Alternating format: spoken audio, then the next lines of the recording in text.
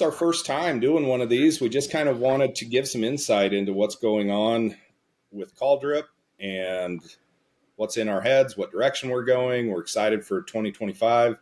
And Brock, your video looks so crisp and clean in there, and I have horrible lighting behind me. Yeah, you look like you're in a professional studio, and then here I am, green away. So yeah, that's really the reason for this. It's not really designed to be, a full podcast.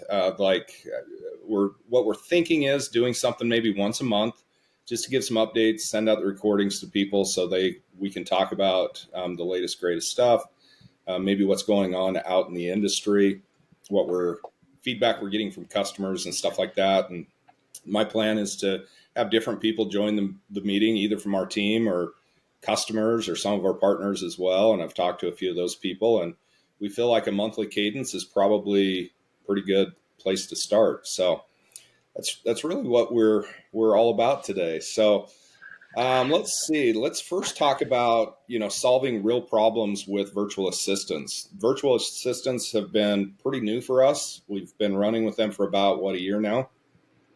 Yeah, about a year. Yeah, I think we launched around NADA last year, which is a big automotive conference that we attend every year at Calldrip. But I think that was in maybe February, March, if I'm remembering right. And I think that's when we launched our virtual assistants for the first time. Yeah, and what would be the need for a virtual assistant? Like what? Just 101. What is a virtual assistant? Kind of what are we doing with them, and what problems do we solve for customers? Yeah, we're learning a lot. It's changed and evolved even just 8 months or 9 months ago when we launched these. But what we're trying to do is really just be an assistant to the sales team, to the business. And so one of our goals at Calldrip, kind of a core methodology of Calldrip, is to always keep the sales team very central to the sales process. And we want people leading the way, and we want especially people being first in line on lead response and responding to customers. So kind of the challenge with us with virtual assistants is how do we help the sales team but not replace the sales team? And that's really been our focus and what we've tried to do. So a couple of examples might be, one of the things we do is when we set up our lead nurturing flows, when a new lead comes into a business, we'll encourage and even help through our software. We'll help the sales team to make that first response, to be reaching out to the customer. And by doing that really, really fast, which is what we believe in here at Calldrip, we're able to get in touch with a lot of those customers, more than we would otherwise. But there's still plenty of times where that lead's going to go to voicemail, or we're not going to make contact, or maybe the lead comes in after hours during weekends or a time when a human's not available to make that call. And that's really when the virtual assistant can come in and be a huge asset. So the virtual assistant will follow up and back up the sales team and reach out on those voicemails, or again on those leads that they weren't able to catch during hours. And then it's able to follow up. And we've just seen a lot of success there already, being able to have consistent, solid backup processes through the virtual assistant. So long and short, it's an assistant to the sales team that helps with their lead response, and it's been fantastic. Yeah, there's so many fun conversations to go back through and look at the responses. And the thing that blows my mind still is a lot of times you have no idea. It seems like you're communicating with a human, with someone really at the store. It is really, really good. And it does a great job notifying if it can't answer a question about specific inventory or something like that. I think we're pretty unique to that with what we're doing, because it's a combination of AI and humans still. So that AI can be communicating with a customer. Customer might say, do you have a black F-150 with leather and a sunroof? And the AI doesn't know what maybe just came in or what's in inventory. And so it will alert someone and say, we need your assistance.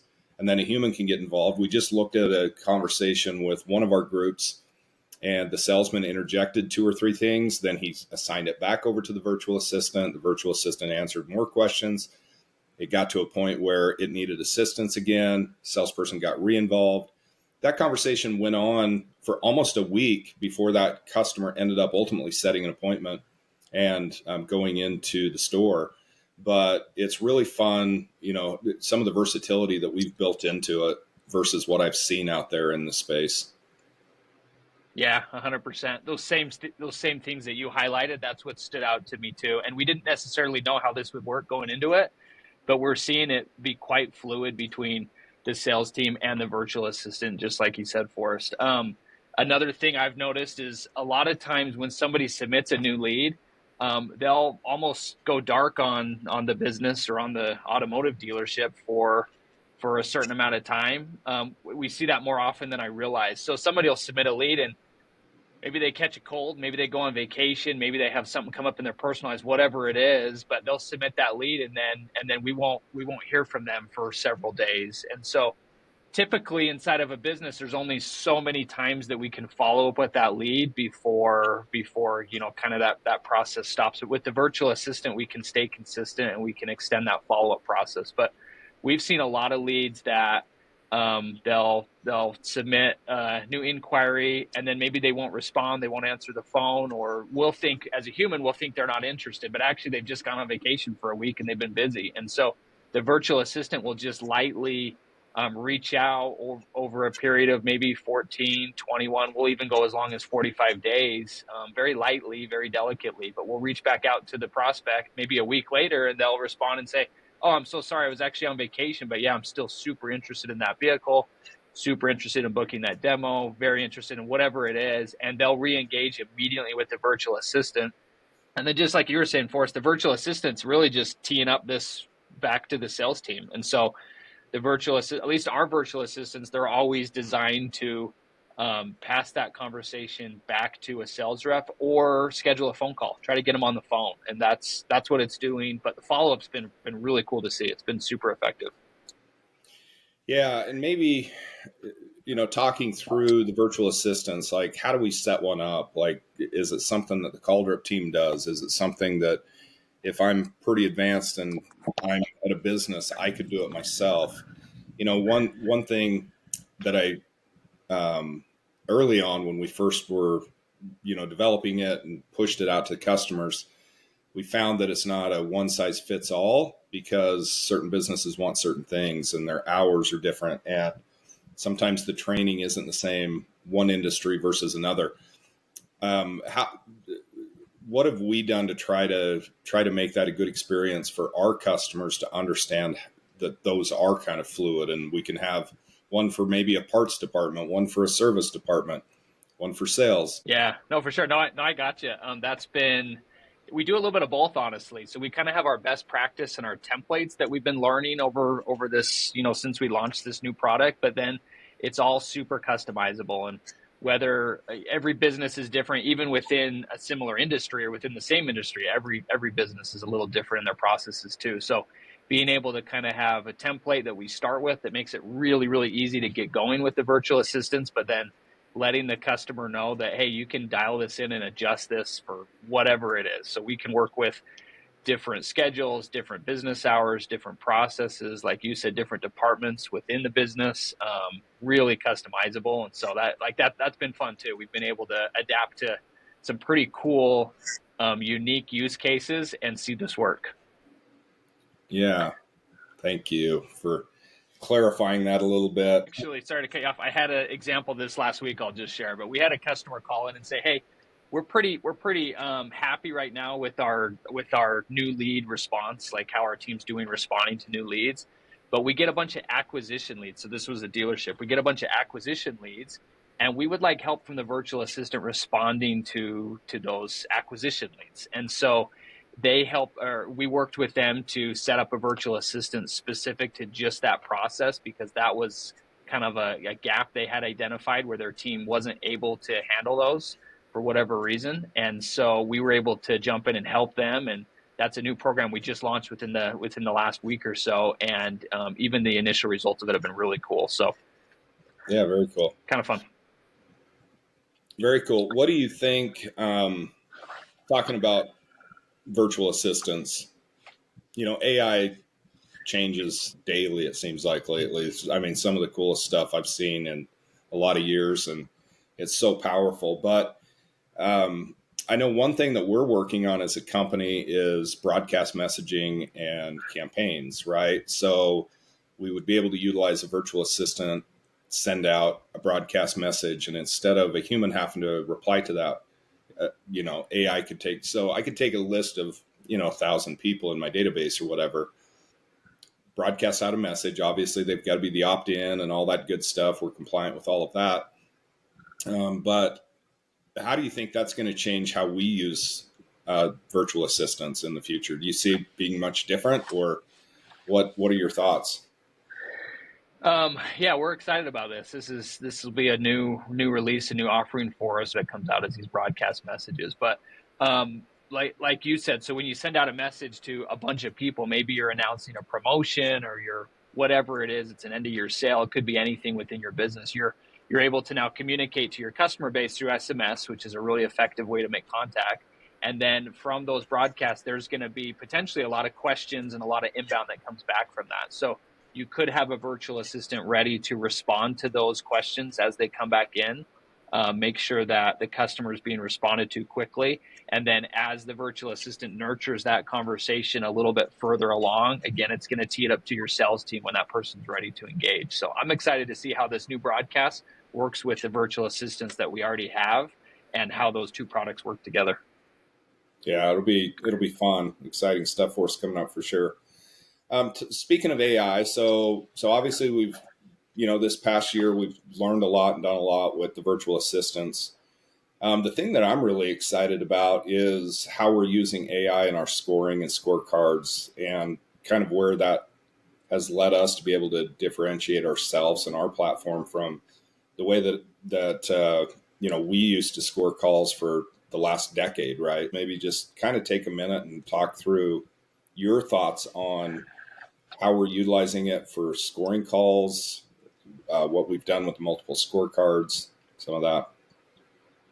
Same, yeah. It's been really exciting for me as well, and for our whole team. I feel like AI does a really good job of interpreting conversations or even just text, kind of what's going on. So a little bit of how we're using AI to score calls inside of our business for our customers is we'll take these phone calls that are going through the Calldrip account, and we have the call recordings. But we'll actually transcribe those into text, and then we'll ask some of our AI to basically go through and read that text and understand the conversation. And like I said, AI does a really good job of just interpreting data. And so the reports and the analytics that we're able to get back, we have so many calls come through our system, whether it's across all of our customers or even just at a single customer. Some of them just have incredible amounts of volume.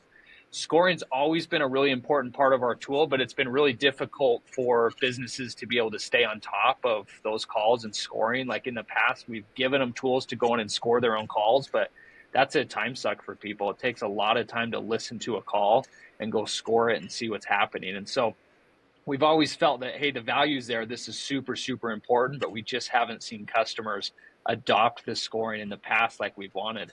With AI, that's totally changed. With the flip of a switch now, every single call going into any business, especially inside of automotive dealers, which we work with quite extensively, they have a lot of calls coming in, and so the AI will go through, and the AI can actually listen and say, "Hey, this was a sales call. I'm going to go score this with our sales KPIs or our sales scorecards that we have. Hey, this next call was a service call. I'm going to go assign this to the service department, and I'm going to score this service call with a completely different set of KPIs from my sales calls." And that's really that's kind of what's blossoming for us. You touched on the multiple scorecards. This is something we released just quite recently, and being able to score different calls across different KPIs throughout a business. And really, there's no limit. We can set up as many of these as we want for a business. So you could have service, parts, sales, demo requests, whatever it is, it doesn't matter. The AI is going to classify those calls and score them based on the KPIs of the business. And those KPIs can be adjusted however they want as well. So the data and reporting that we're seeing has been really, really exciting for our team. And honestly, it just continues to get better and better. Yeah, I mean, one of the big challenges, a lot of people want to record all their calls and know what's going on with their business, but how do you digest that much data? How do you know where, who's a rock star on the phone versus someone that's just missing a little bit versus someone that's absolutely horrible on the phone, right? Sure.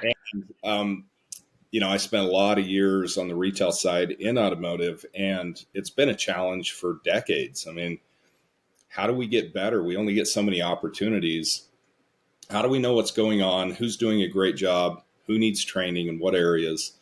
And with AI being able to run through all those different scorecards, and like you said, full transparency to the entire business. Doesn't matter where the call came in, inbound, outbound, what is happening, how many sales related calls am I getting, how many are from my service department, parts, collision center, and are those people doing a good job? Do we need to look at additional training, or are they doing a way better job than we thought they were? But being able to look at those scorecards and see just in an instant what the overall performance is for each department is really, really cool and really helpful, and just great stuff. So, yeah, I mean, looking ahead to anything else, do we have anything on the horizon, Brock, that's something you've been working on or thinking about in the background? Um, yeah, just kind of more carrying on from this last year. So we're just really excited by these new technologies. On the AI side, which is what we've kind of talked about today, we really have the two sides of that coin. We have the call scoring and the analytics side where we're able to interpret and see what's happening. And then we also have the virtual assistant side where we're able to help the sales team increase their connection rates and lead response and drive additional traffic to the business. And so those two areas are really been a focus for us this last year, and there's a lot of growth and a lot of improvements we can still do around those two. A big focus for our team's always integrations. Inside of any business today, there's so many tools and different vendors that we work with, and so our team's being quite focused on being able to play nicely with those different tools. So regardless of what CRM the business uses or what lead management platform or whatever, we want all of this great data that we're getting inside of Calldrip. We want to be able to pass that forward back into the CRM and hopefully allow the team to spend a little less time jumping around between platforms and have more of that data all inside of one place. So integrations will be a big focus for us. Continued improvements around the virtual assistant, and then like we said too, we're always trying to help the sales team get in touch with more of their leads. So what can we do to do that? Branded calling is an area of focus for us going into this next year. So we want our customers, when they engage through the Calldrip technology, we want those calls to be answered at the highest rate possible. And one of the ways we do that is by responding really quickly, but another one is by showing the business name on the caller ID and branding that call so the consumer knows, oh, this is ABC Automotive. I just submitted a lead to them. I'm going to go ahead and take this call because I want to know about this vehicle or whatever it may be. So branding calling is going to be a big one for us. And then just, yeah, continued improvements across the board, listening to lots of customer feedback, trying to decide what's working and just move forward on that. Yeah, very cool. Very cool. Well, I appreciate you being the guinea pig on this first one of these that we tried, and I've got to do some work on my green screen background. I'm getting this orb shadow around myself and Doesn't video. look too bad from my side. It looks good. Yeah, the main thing I noticed that I need to work on is my diet because yeah, I am. Next to your picture, my face is like twice as wide, but hey, it is what it is. I'm twice your age, I Oh, guess. shut Twice up. as You look sharp. Whatever. No, I'm glad you did this too for us. I'm excited about it. We've talked about having kind of an avenue in the past where we can just have more conversations with customers, and we're going to learn a lot. So I'm excited to do this, and I'll follow along as well and help where I can. But looking forward to it, Forrest. All right. Well, thank you and appreciate it. We will catch up with you soon. Sounds good. Thanks.